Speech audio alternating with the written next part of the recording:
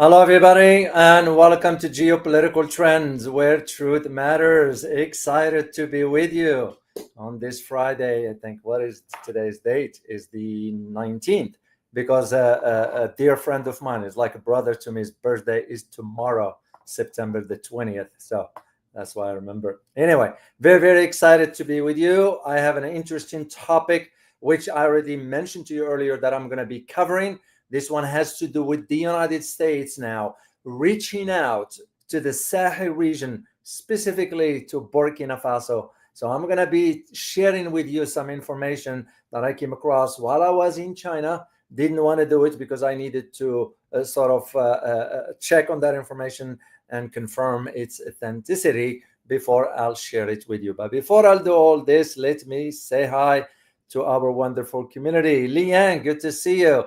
Willie Holman, as always. Farid Amal, good to see you and hello to you. Rafael Gond, as always, good to see you. Taiwan still. Who else is here? Passive Income, good to see you. Harry Lucal, here you are. Good to see you, Harry. I hope all is well. Before I'll delve into all this, I have some housekeeping items I need to share with you. One of them is I was able to secure an interview. I don't like to call them interviews, just a conversation with a world-renowned author. He's going to be here next week. Let me share his picture with you. None other than James Bradley. So very fascinating fellow, an author. So he wrote extensively, especially about Asia. And we're going to be having a very, very interesting. We are working on the timing and the dates, but it's going to be at the beginning of next week. I will keep you informed. Just make sure to tune in into this because it will be a fascinating conversation. So, second thing, I am also working out on other guests that I am waiting to hear a response from them. And once I hear from them and confirm the dates, I will let you know. So let's move on into some headlines. I have two main headlines, which, by the way, if you guys would like me to do a video for you, I'd be happy to, because on both topics, I wrote a book on each country.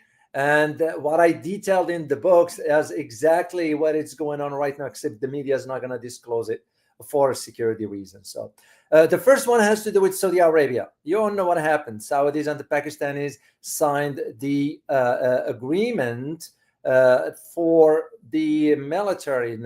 Now, this one is a mutual defense pact. Now, let me tell you something. This is nothing new. The only difference that now is moving to the fore is because of what took place in Qatar. There is one caveat, which this is why if you would like me to do the video for you about the Saudis and Pakistanis, I will be happy to do so. So suffice it to say for now that this agreement of the mutual defense pact between Saudi Arabia and nuclear-armed Pakistan, sort of now it's a move that is, in my opinion, will only strengthen the decades-long of security partnership between the two nations. I remember when I was in Saudi Arabia, we used to be aware of the visit of the head of the military in Pakistan. At that time, used to be General Kiani, an announced visit to Saudis. The Pakistanis also depends on the Saudi money. So there is a win-win for both. So if you would like me to do a video on this, please just say yes or no in the chat box. Or I will put a survey for the community later on. Second top headlines, which once again, it will be worthwhile for us to do a video on it because I need you to be aware of what's going on. This one has to do with Iran. What's going on right now with Iran is that the UN Security Council rejected the resolution to extend Iran sanctions relief. Yeah. And like I always say, why is Iran pursuing these negotiations with the West? You can't trust the West. Now they are turning on Iran, which means what? They're going to now trigger, especially the Europeans, France, UK, and Germany. They are triggering now the snap sanctions. And this is why Iran calls now the action by the UN Security Council unlawful, as the 9 member countries vote against nuclear Iran sanctions relief. So that just tells you the story right there. Larry Johnson wrote a good piece about how Egypt negotiated the deal agreement between the IAEA and Iran. And again, I will not trust the IAEA no matter what they say, no matter what they do. Can't trust them. So once again, that's another topic. If you would like me to address it for you, I will be happy to do so. All right, let's move on to our conversation today about really what's going on between the United States and Burkina Faso. And this one's not going to be limited only to Burkina Faso. It's going to be extended to the entire Sahel region. And this is why I found it very, very interesting to understand, for the community to understand the geopolitical dynamics of this, as Congress is meeting as we speak regarding this topic. So what the way you look at this is that after some sort of a period, give or take, of relative disengagement from African affairs, because the US never cared for Africa. This is why it was under the sphere of influence for the Europeans, more so France, Germany, UK to a degree, Dutch to a degree, but not much except for France.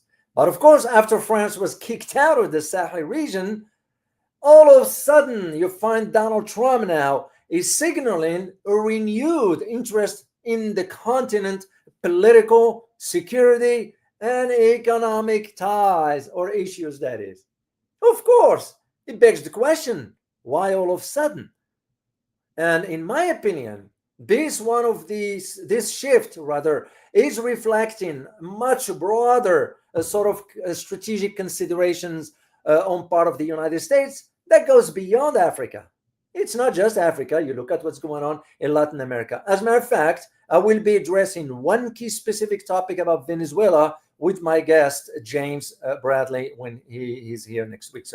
And all this is that the United States now is trying to align some sort of its strategy, if you call it strategy, with the recalibration of the U.S. foreign policy under now Trump's second term.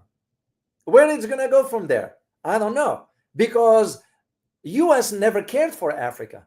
So why will we all of a sudden be interested in that? And by the way, I'll move on with this a little bit, and I'm going to do geography and history for you regarding Burkina Faso, because you need to understand that aspects of it. And this is why now, and I just got the article yesterday for the meeting of Congress.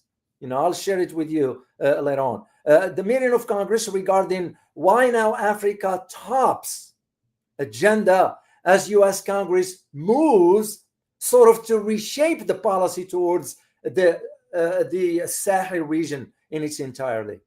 And this is why Congress now is preparing, as we speak, it is preparing an entire week to debate now some sort of a bill that will reorganize the State Departments and its aid programs to the Sahel region. You all know what it means. And this is why when you think about, and I usually do listen to or watch rather the hearings for three things. One is the Armed Service Committee, second is the Intelligence Committee, and the third is the Foreign Relations Committee. I tend to listen to this because that gives me an idea of where the trajectory of the U.S. policy regarding whatever region of the world is headed towards. And this is why the chairman of the House of the Foreign Relations or Foreign Affairs Committee, Chairman Brian Mast, said, and I quote here, we are aiming at, I'm paraphrasing rather, we are aiming here at restoring, listen to this, which is ridiculous. We are aiming at restoring command and control. That's to me like, wait a minute.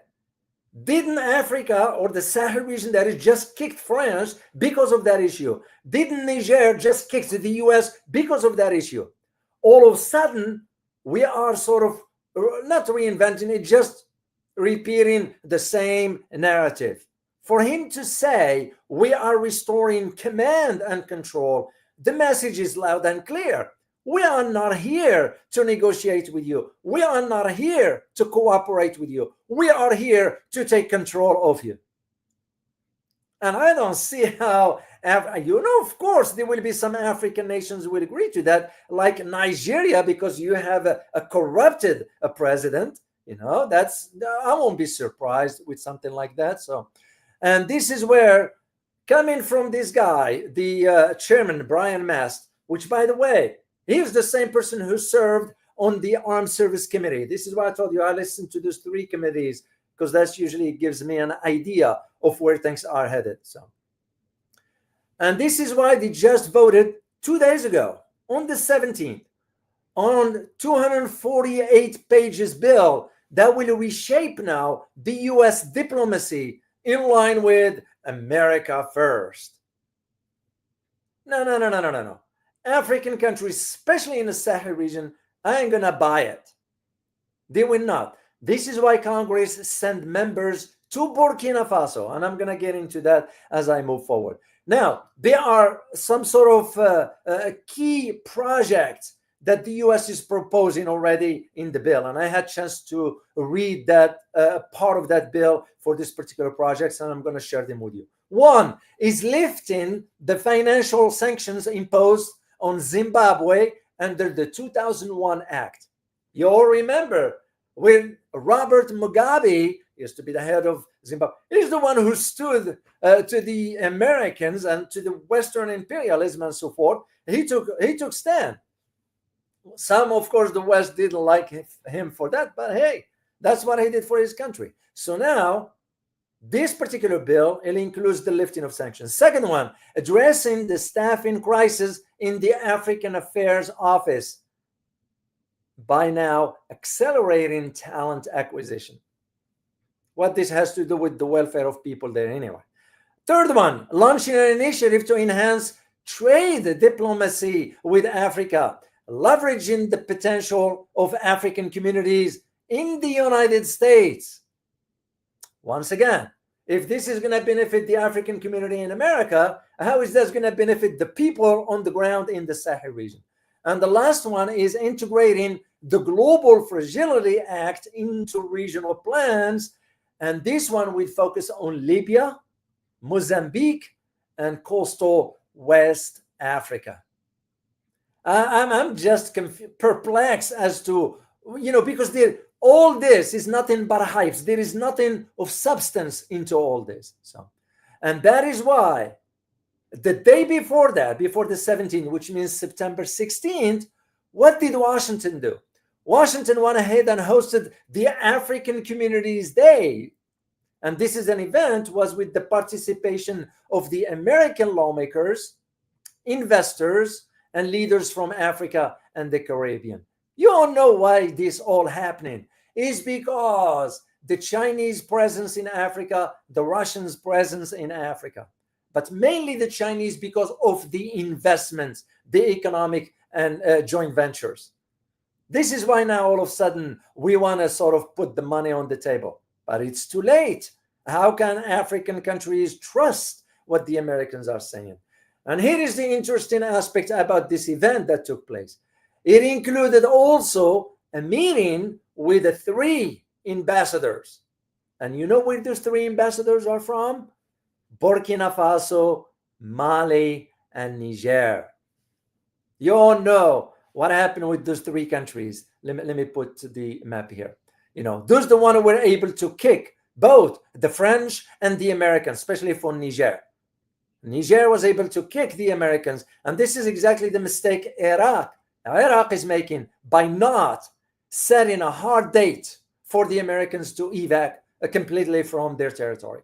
Niger said to the Americans, you have till the end of the month to pack your stuff and get out. And that's exactly what happened. So this is what I found interesting. But with all these dynamics, you find some African leaders, like, for example, Alassane Ouattara. He is sort of, now that is reaching out to America. I think I have a picture of him. He's now trying, no, I don't. I thought I did. Reaching out to senior aide in Washington last July. Why did he reach out for? To secure communication channels. Why? Because he wanted to have the support of the US. This is where that idea of the cooperation comes in, with the $300 million regional agreements to support the Côte d'Ivoire or Ivory Coast energy sector. Now, what is that going to benefit? I don't know. I found it very, very sort of nefarious for all of a sudden Congress now is focusing on the Sahel region. So this leads me, of course, to talk about Burkina Faso. And I'm going to share some geography with you, and I'll do a little bit of history and move into the analysis of this part and see if there's any question from you. I would be happy to answer. So let's start with geography here, and let me share the map with you. And I give credit to World Atlas. That is the one where share screen, and I'll put the map for you here. Okay, this is Burkina Faso. What you need to know about Burkina Faso is in West African country, is a West African country located in the northern hemisphere region of the earth. So, what's important to understand about Burkina Faso is it straddles the prime meridians, as it has territories on both sides, the eastern and western hemispheres, and it borders 6 countries, and those countries are Benin, Togo to the southeast, Niger to the east, Mali to the north and west, Ivory Coast to the southwest, and Ghana to the south. So, and of course, as you know, Burkina Faso is a landlocked country, so, and does not have a coastline. Let me extend this map so to show you those countries. There is Mali, there is Niger and Benin, Ghana, and right here, Ivory Coast or La Côte d'Ivoire. So that's what's interesting about this particular geography of Burkina Faso. Now, when it comes down to its history, you have to understand its history because it will make more sense to you. And I'm going to be brief on this history because I'm not going to detail too much about it. So, Burkina Faso has some sort of a long history that was marked by none other than colonial kingdoms. Yeah, from way back. And which one I'm referring to? I'm referring to the Mossi kingdom, which, by the way, was followed by the French colonial rule. And that's where it was till until 1960, when Burkina Faso gained its independence. It was known back then as the Upper Volta. So, and it was renamed to Burkina Faso in 1984. That's when it was renamed. So, and of course, this country experienced a lot of instability, a lot of coups, even as recently as 2023. So, and of course, economic challenges with none other than its revolutionary leader, Thomas Sankara. I have a picture of him here. They equivalent him to, what's his name? The guy from Latin America, Che Guevara. That's the one that they compare him to. He played a major role into the era for Burkina Faso in the 80s. So, and here is what's important. Once again, when you think about the pre-colonial era for Burkina Faso, you have to go with the Mossi Kingdom. And the Mossi Kingdom went all the way back to the 11th century. And even before that, you have to understand that for Burkina Faso, when you look at it, its timelines, it goes all the way back between 3,600 to 2,600 BC. That's how far back it goes. And because back then, Burkina Faso was nothing but agricultural settlements. As a matter of fact, I'm going to share later on, I'm going to share a picture with you from the 19th century of some of the mosques they were in Burkina Faso. Then you move into the era of 800 to 700 BC. What is this era was known for? It was known for iron smelting, and production. That's how far back it goes into Burkina Faso. Of course, between the 3rd and the 13th century AD, the Iron Age civilization centered on the lower Niger River Valley, which is in Niger, but also in Burkina Faso as well.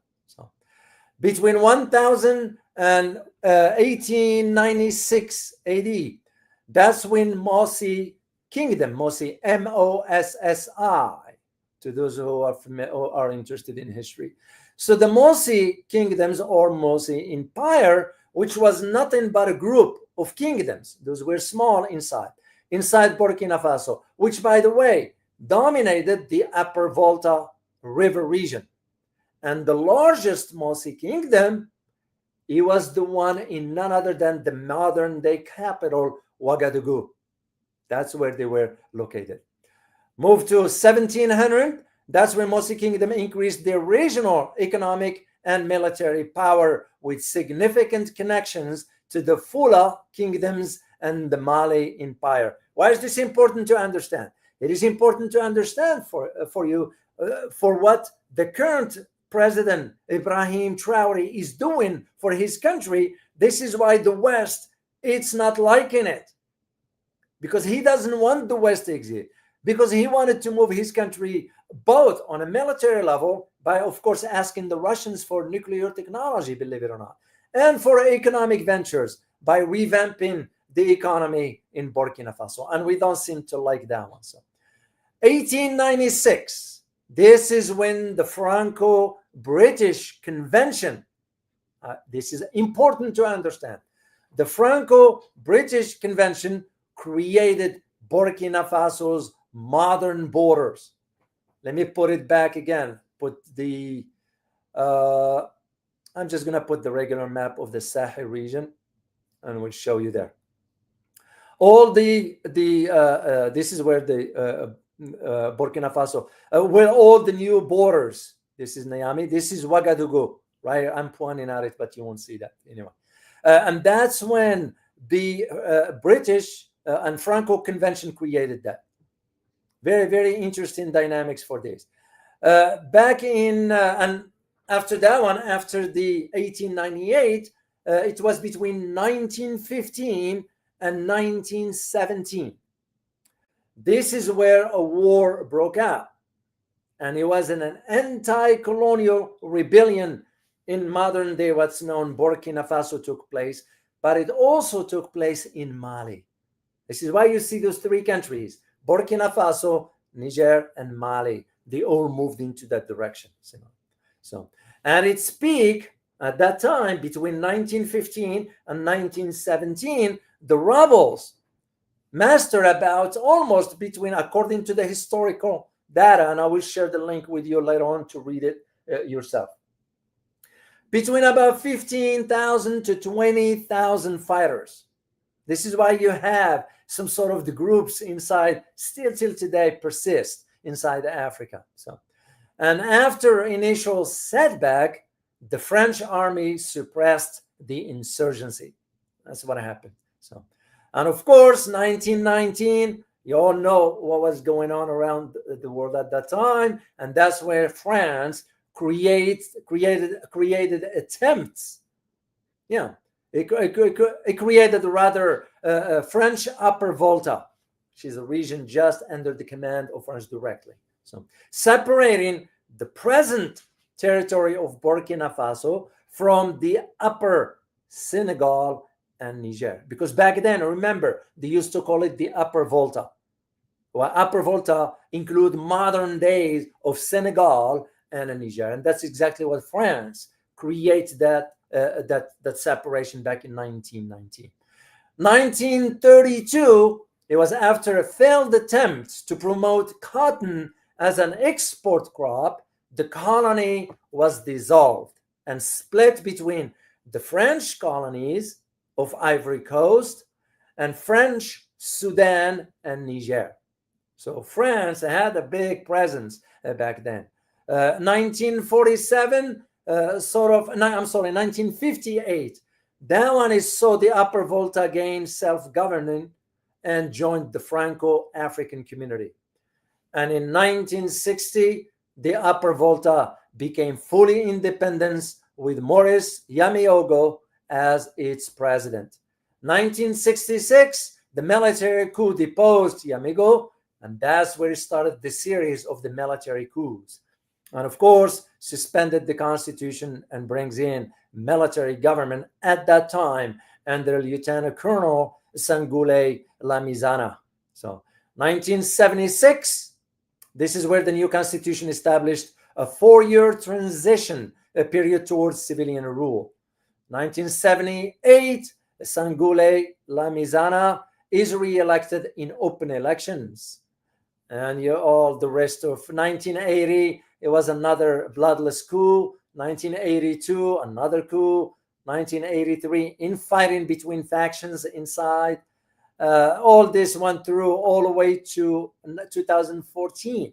In 2014, President Compaoré resigned following massive protests against plans to extend his rule. I don't get it with these rulers. They want to stay forever in power.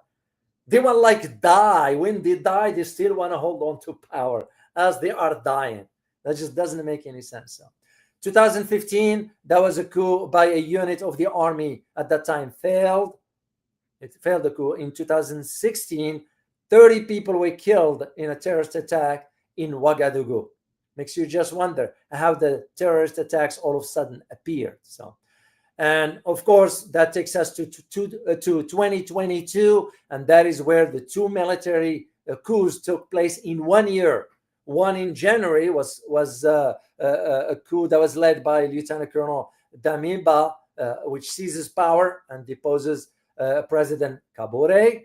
And in September, Kaboré was ousted by Captain Ibrahim Traoré, who is now, of course, the president. Denominated him as in 2024, Burkina Faso's military backed President Ibrahim Traoré. And that's where the whole history of it keeps going as we move forward. Liking this video so far? Don't just be a watcher. Go ahead and hit the like, share, and subscribe button. And don't forget to tap the bell so you will not miss any of my videos or live streams. This way, you will be supporting a channel that stands for the truth and objective reporting. The choice is yours. Thanks for your support. Indeed, I am very grateful for your support. So, now, let's talk about why Washington all of a sudden is returning to the Sahel region, and specifically starting with a Burkina Faso tour. Members of Congress went to Burkina Faso. So, and the argument, these members of Congress are saying, oh, this is aimed at security concerns in Burkina Faso. Because you all know, Burkinabes who opposed the French presence went ahead and kicked the French out and allowed the presence of the Russian.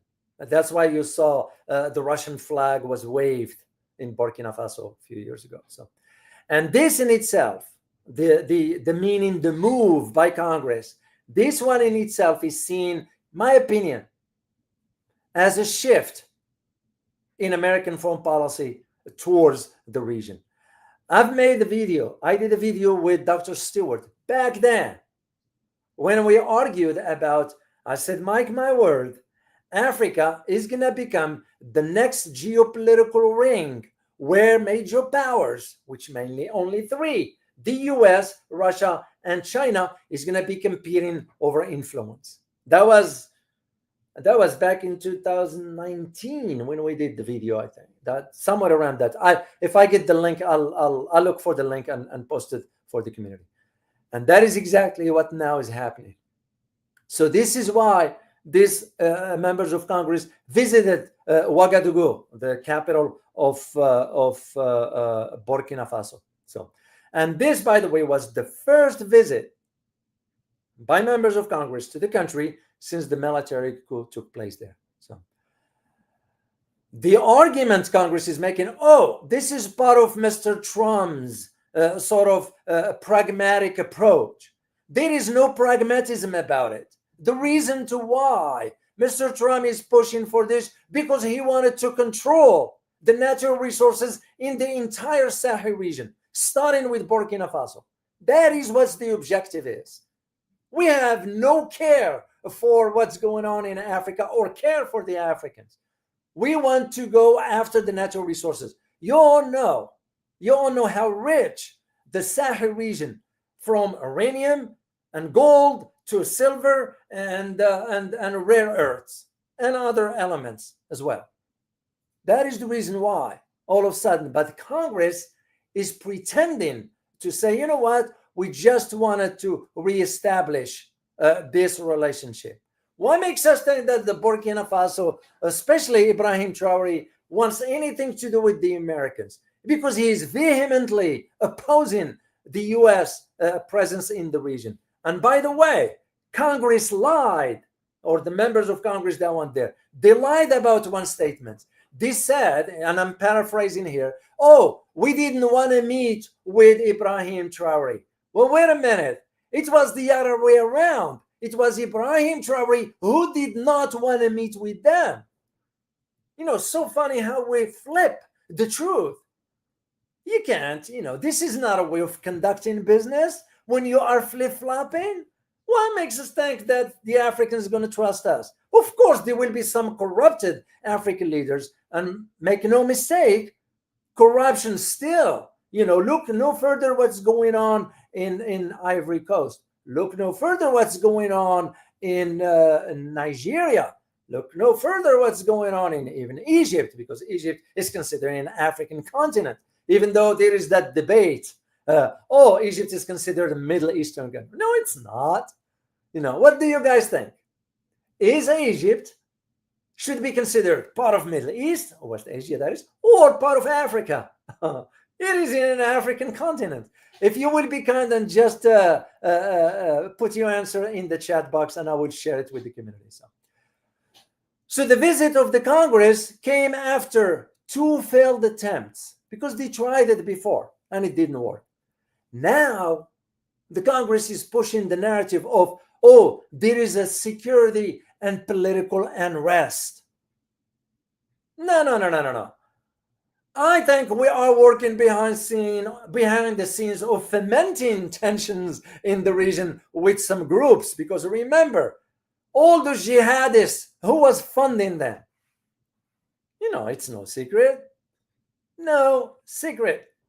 This is what I'm saying, is the idea of what this delegation, by the way, it had 1 Republican and 2 Democrats. The Republican was Austin Scott, and the 2 Democrats were Jimmy Panetta and Salud Carvajal. And they spent about 4 hours in Ouagadougou. However, Ibrahim Traore didn't want to meet with them. And in my opinion, rightly so. What will meet with them for when they were trying to undermine the guy? Remember, he survived an assassination attempt. Makes you just wonder, maybe it were the French. Who knows? So, all this, like I said earlier, this is where Congress, because I read the report, it says the delegation did not meet with the transitional leader, Ibrahim Traore.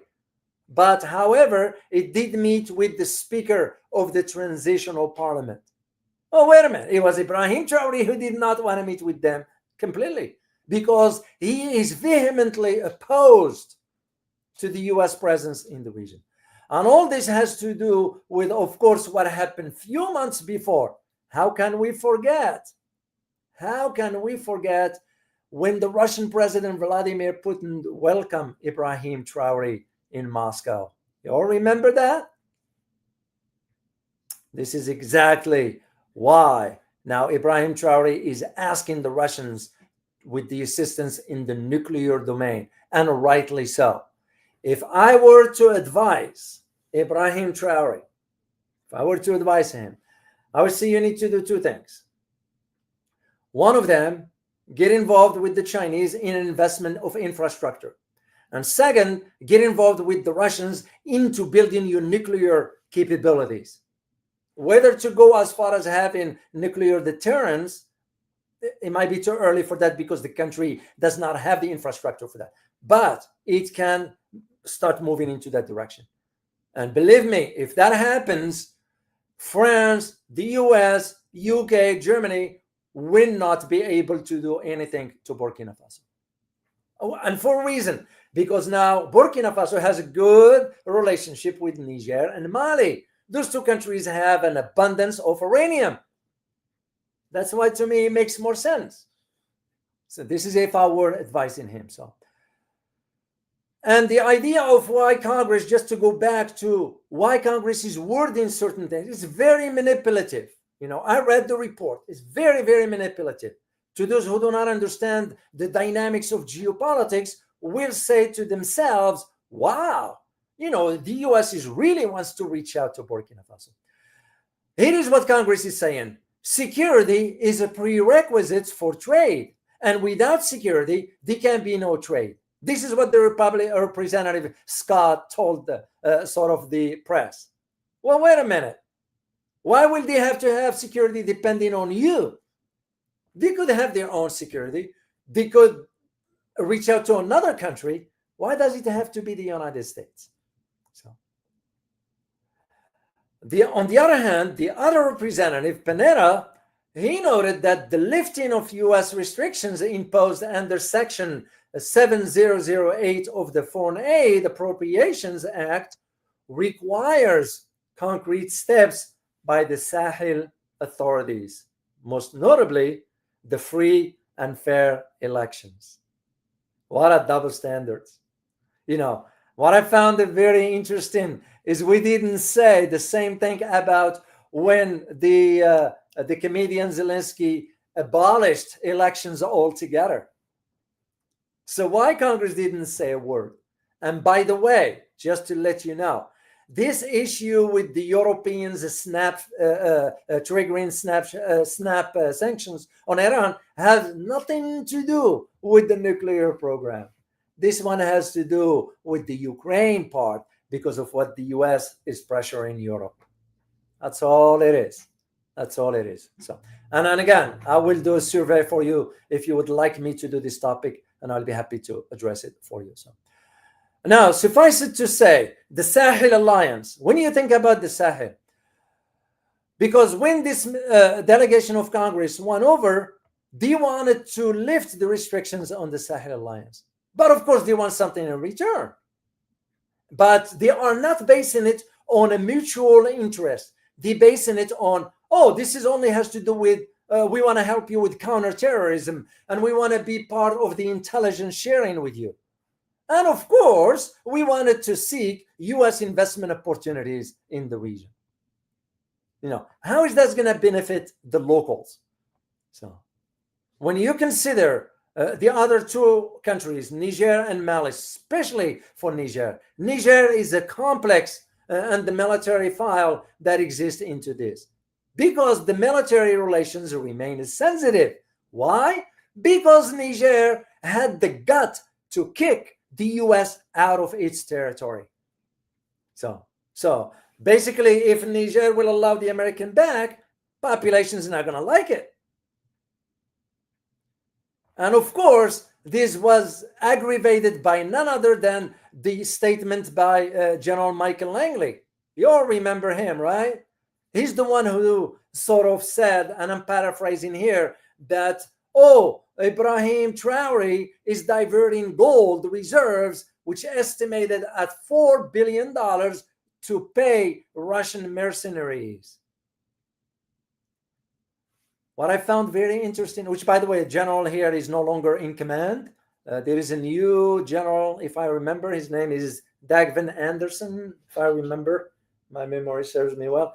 Interesting about this new general, he is some sort of adopting a more reconciliatory tone. Turning it down a little bit. So it's because in his assessment, in the right time, the US might be allowed to return. I don't think so. I think this is where Washington's still operating on the old ideologies, on the old thinking. The world has moved on. They don't care whether the US is taking part of it or not. And this is what Washington is not getting. The Sahel region, the entire region, with its resources, natural resources and manpower resources. As I said, if I were advising those entities, I would say you're going to have to strengthen your ventures, economic ventures with the Chinese, your military ties with the Russians. That's the only way I see it. Otherwise, because what you're going to be noticing now, and mark my word on it, you're going to be seeing an uptick into some conflict by jihadists and the likes, because that's what's going to be coming. I just see it. I just can't see it. As one who worked in the field, I was in that part of the world, especially when I spent time in Ivory Coast and in Djibouti. That's what I see. That's what I see, Kevin.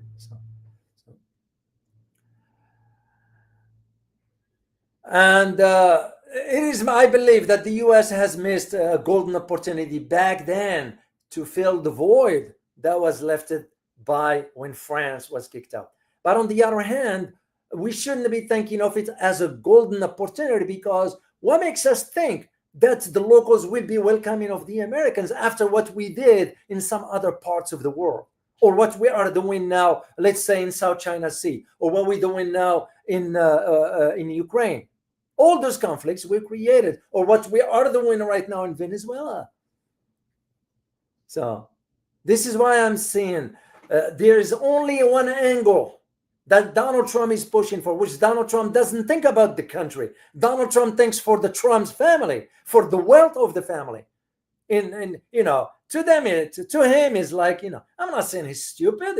He doesn't understand these dynamics, but he's using his possession to enrich his family, and it's the system that allows it. Do you blame the guy? I mean, let's be straightforward, especially with my American audience.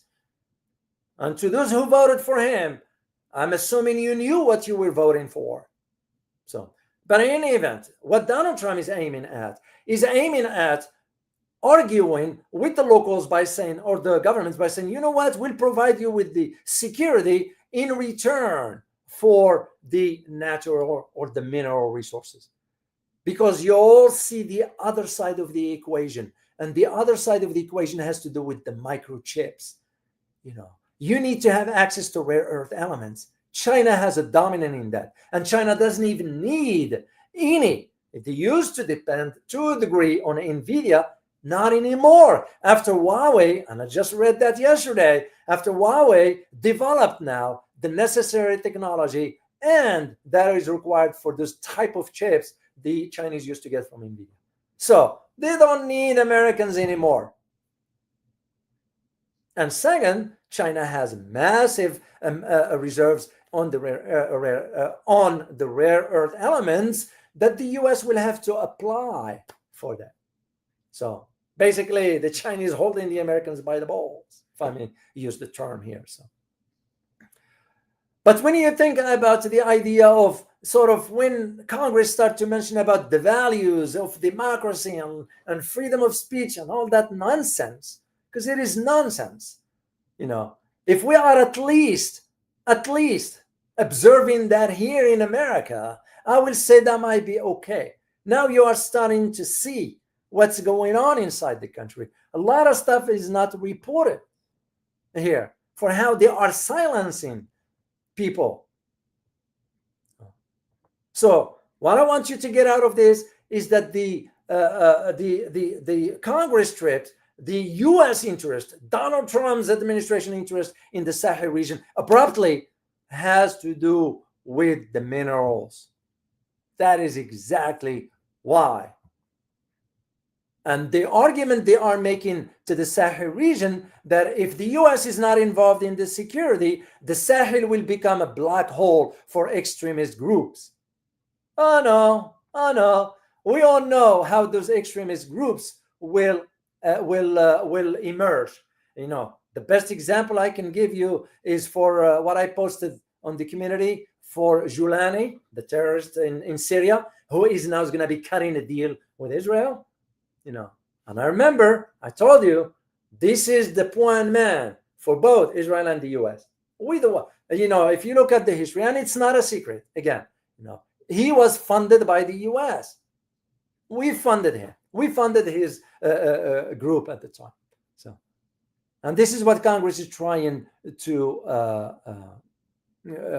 sort of pitch the idea.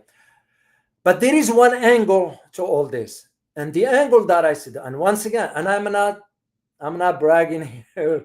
I'm just saying I talked about this few months ago, and I said, watch out for what NATO is going to be doing in Mauritania and to a degree Morocco. And that is exactly what is happening now. Now, with the US realizing that there is no hope into establishing relations with the Sahel region, they are turning their attentions to those two countries, Mauritania and Morocco. This is exactly where things are moving. Why? Because Mauritania and Morocco, in the eyes of the US and NATO, they are emerging as a stable North African anchors. Because that in itself, from a geopolitical perspective, is going to offer NATO and the US, when you think NATO, you think US, of course, is going to offer them a strategic geographical positioning. Because there is a lot of planning can go from that part of the world, from that part of the region towards the Sahel, if you want to create chaos. But to them, they are saying, this will be perfect for this sort of strategic geographical positioning. It will be also for political steadiness. And of course, a discreet but sustained security cooperation. Mind you, that media is not going to cover. There are training between Moroccan forces and some of NATO entities. There are training between Mauritania and some NATO entities.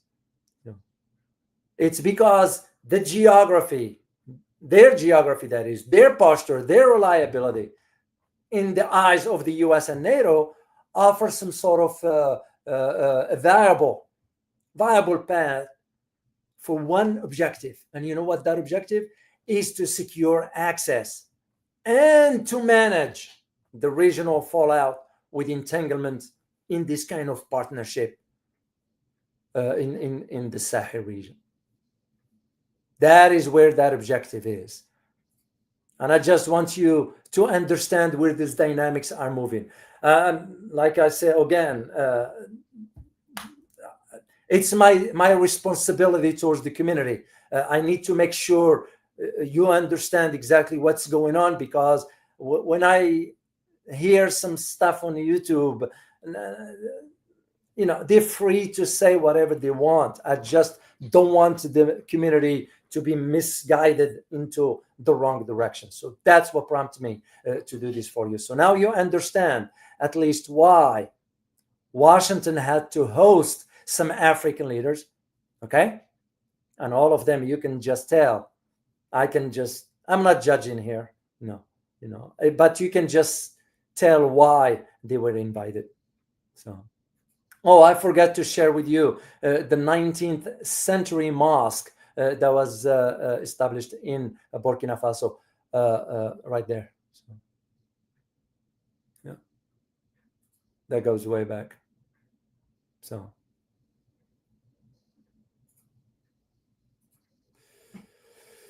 Now, this one is somebody who's competing for presidency, I think in Ivory Coast, and now he's reaching out to the US for support. So you all know what it means. This is why if Africa doesn't rid itself of corruption, get rid of its leaders, like Nigeria, it's famous for that, the massive corruption that exists. And yet Nigeria is so wealthy, is so rich in oil. And why is that wealth is not transferred to the people? The same arguments I've made always about Iraq. You guys know how much oil is in Iraq? So why is it not sort of trickling down to the average citizens? And that is why I don't see the U.S. succeeding in reestablishing those ties with the Sahel region. So, all right, let me see what you guys put in the chat box here. And I know I have to go back because I remember asking you that question. And I see this statement here by Steve. Morocco needs to kick Israel out of their country. They won't. First of all, you have to understand, and I'm going to share this with you. One of the most powerful Jews are from Morocco, are Moroccans. Just to let you know, they are very, very influential. As a matter of fact, the previous king, Hassan II, one of his advisors was an Israeli prime minister, former prime minister, Shimon Peres. So they won't kick that. There's a lot of behind the scenes regarding the Western Sahara issue and so forth. That is why. But Morocco is in a delicate position given what's going on in Gaza. And not just Morocco, you got the other 4 countries, United Arab Emirates, Jordan, and Egypt, all of them. So makes you just wonder, where the priorities are. But again, I just don't see that happening. So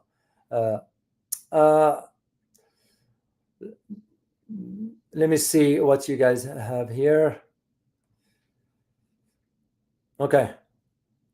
And I'm going to put the survey question for you guys, what you want tomorrow. Do you want me to do the Saudi Arabia or you want me to do the Iran particular topics here? So, Xian Liu, I want to say thank you for becoming, you've been a member. So, and I remember you the first time. So I just want to say thank you for your support for the channel. I'm very, very grateful. You wrote, thanks so much, Dr. O, for your enlightening geopolitical wisdom. You're most welcome. And I'm learning from you guys as well. I want you to know it's not going one way. It's both ways. I'm learning. You teaching me stuff also that I learn from. Why do you think I read all your comments? I spend time reading all those comments and answering them because I want to learn from that. So if I didn't care, I won't even answer. I won't even bother to even look at it. But that's not, I don't do that. I don't do that. E82, thank you so much for your super sticker.